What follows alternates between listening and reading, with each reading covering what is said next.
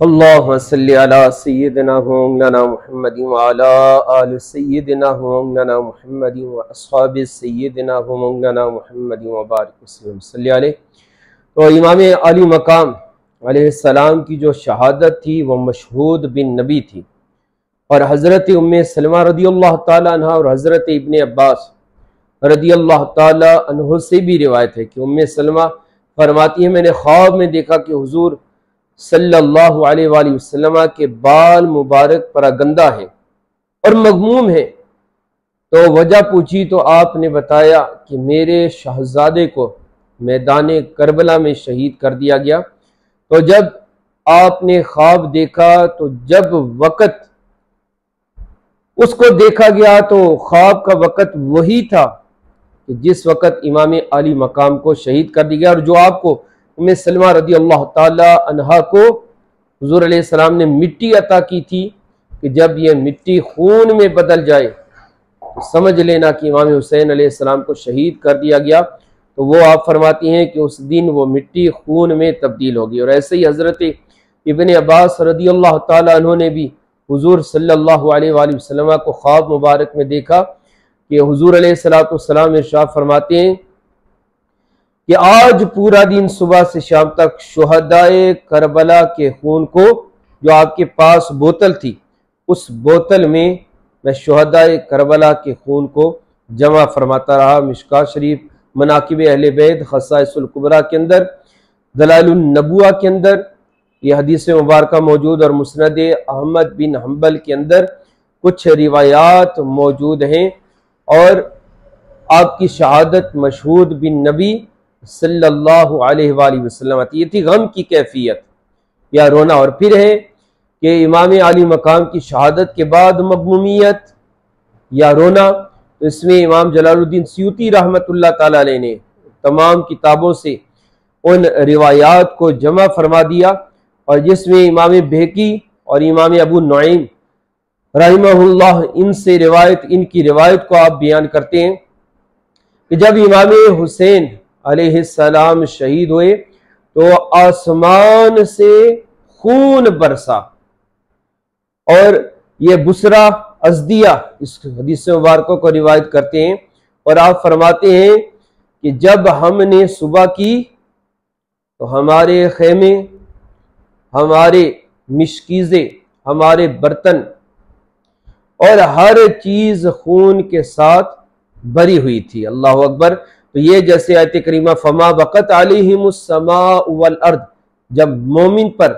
जमीन और आसमान रोता है उसके मरने के ऊपर, तो ये शहादत सैयद शुहदा की शहादत, तो इसके ऊपर आसमान क्यों ना रोता, और आसमान से बारिश नहीं बल्कि आसमान से खून बरसा। फिर आप रिवायत करते हैं इमाम बहकी, इमाम नुईम, और जिसे ज़ुहरी रहमतुल्लाह ताला अलैह से रिवायत किया कि उन्होंने कहा कि मुझे मालूम हुआ ये कि जिस दिन इमाम हुसैन अलैहिस्सलाम शहीद हुए हम उस दिन बैतुल मुक़द्दस में मौजूद थे, और हम जिस पत्थर को उठाते उसके नीचे से खून जारी हो जाता, उसके नीचे से खून निकलता। इसी तरह उम्मे हब्बान रज़ी अल्लाह ताला अन्हुमा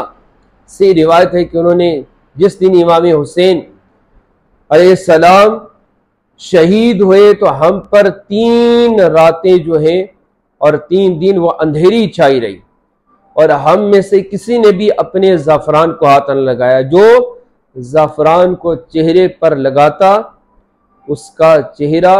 मसक हो जाता। इसी तरह हज़रत जमील बिन मुर्रा रदी अल्लाह ताला अन्हो से आपसे रिवायत है कि उन्होंने कहा कि जिस दिन इमाम हुसैन अलैहिस्सलाम शहीद हुए, उनके शहीद होने के बाद उनके काफिलों के ऊँटों में से जो ऊँट था, एक ऊँट को ज़बह किया गया खाने के लिए, और जब उसके ऊँट को पकाया गया तो खाने वालों में से कोई भी उस ऊँट का गोश्त न खा सका, इसलिए कि उसका जायका हंजल की तरह हो गया। यानी एक कड़वी जड़ी बूटी थी, एक कड़वा खाना था। यानी इसको कि उस ऊँट ने शुहदाए करबला को जब मैदान करबला में शहीद होते हुए देखा तो इतना मगमूम हुआ कि वो असर गम का उसके गोश में जारी हो गया और उस ऊंट को कोई भी उसका खाना, उसका गोश ना खा सका। तो ये मगमूमियत थी कि जिसे जानवरों ने महसूस किया, कि जिसे आसमान ने महसूस किया और जिसे जमीन ने महसूस किया। इसी तरह रिवायत है कि हजरत अली बिन मुसर रहमतुल्लाह ताला अलैह कि उन्होंने कहा कि मुझसे मेरी दादी ने बयान किया कि जिस वक़्त इमाम हुसैन अलैहिस्सलाम को शहीद किया गया तो उन दिनों तो मैं जवान थी और मैं जवान लड़की थी, मगर मैंने देखा कि आपकी शहादत के वक़्त आसमान सुर्ख हो गया और सिर्फ एक दिन सुर्ख न रहा बल्कि कहीं दिन आसमान सुर्ख रहा और आसमान रोता रहा। ये रिवायात थी जो हदीस मुबारका के अंदर मिलती हैं। इस शहादत के ऊपर इमाम आली मकाम की शहादत के वक़्त रोना और बाद में रोना। वो उबैदुल्लाह बिन ज़ियाद नऊज़ुबिल्लाह अल-अयाज़ुबिल्लाह लानतुल्लाहि अलज़्ज़ालिमीन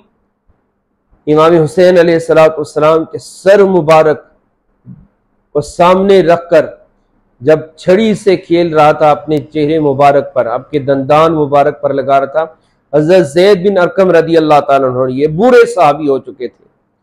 चलने से लागर हो चुके थे, मगर कहते हैं अफसोस तुझ पे ए जालिम कि तू क्या कर रहा है। ये वो होठ मुबारक है कि जिन होठों पर हुजूर सल्लल्लाहु अलैहि वसल्लम जिन होठों को चूमा करते थे और ये होठ हुजूर अलैहिस्सलाम की जुबान मुबारक को चूसा करते थे। तो आप भी गिरियाजारी की, आप भी रोए। उस मगमूमियत की कैफियत में इमाम ज़ैनुल आबिदीन 40 साल तक जिंदा रहे, मगर 40 साल फिर आपने गोशा नशीनी के अंदर गुजारी और आप बिल्कुल एक सत्ते की सूरत आपने इख्तियार कर ली। तो ये था वो गम कि जिस गम को उस दौर के सालिहीन ने, उस दौर के अकाबिर जो सहाबा कराम रिज़वानुल्लाहि अलैहिम मौजूद थे, उन्होंने इस गम को महसूस किया। इन रिवायात को इमाम जलालुद्दीन सयूती रहमतुल्लाह ताला अलैह मुस्नद अहमद बिन हम्बल के अंदर, दीगर कुतुब के अंदर ये रिवायात मौजूद हैं। और क्यों ना आसमान रोता, क्योंकि शहादत थी हुजूर सल्लल्लाहु अलैहि वसल्लम के शहजादे की थी, शहादत थी, उनकी शहादत थी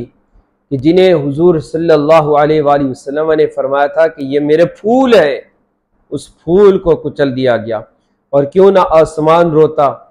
ज़मीन रोती, कायनात की हर शय क्यों न गम में होती कि उन्हें शहीद किया गया कि जिन्हें हुजूर सल्लल्लाहु अलैहि वसल्लम ने जन्नत का सरदार मुकर्रर किया था कि ये जन्नती मर्दों के सरदार हैं। तो ज़मीन और आसमान भी इमाम आली मकाम की शहादत और जमी 72 नफूसे कुदसिया शुहदाए करबला उनकी शहादत के ऊपर रोए। तो ये होती है बयान करना कि गम की इनफरादी कैफियत को महसूस करना। तो हम अहले सुन्नत वल जमात का अल्हम्दुलिल्लाह ये वतीरा है कि अदबन इस मुहर्रमुल हराम में हम इस कैफियत को महसूस भी करते हैं और इस माह मुबारका में उस तरह खुशी का एहतमाम नहीं करते जिस तरह बाकी महीनों में किया जा सकता है। तो पैगाम यही है, इमाम आली मकाम ने जिस कुरान की खातिर अपनी जान दी, उस कुरान का हमें अल्लाह कारी बना दे। जिस नमाज की हिफाजत की खातिर अपनी जान का नजराना पेश किया, हमें उस नमाज का पाबंद बना दे, उस पर इस्तेकामत नसीब फरमा दे। और यजीद लाइन जो फिस्को फजूर के अंदर था, जिस बिना पर बैत की, शराब पीता था, ज़नाह करता था, झूठ बोलता था, वादा खिलाफी करता था और हर एक गैर शरीफ फेल उससे सरजद होता था, तो आपकी शहादत इनके लिए थी। अल्लाह तबारक व तआला हमें भी इमाम आली मकाम अहले बैत अतहार की मोहब्बत की तुफेल, जिस राह पर चल कर इन्होंने मकाम महबूबियत, शुहदाए करबला ने मकाम विलायत, शुहदाए करबला ने मकाम शहादत हासिल किया, इनकी मोहब्बत दिल में बसाने के बाद इनकी उसवा हसना,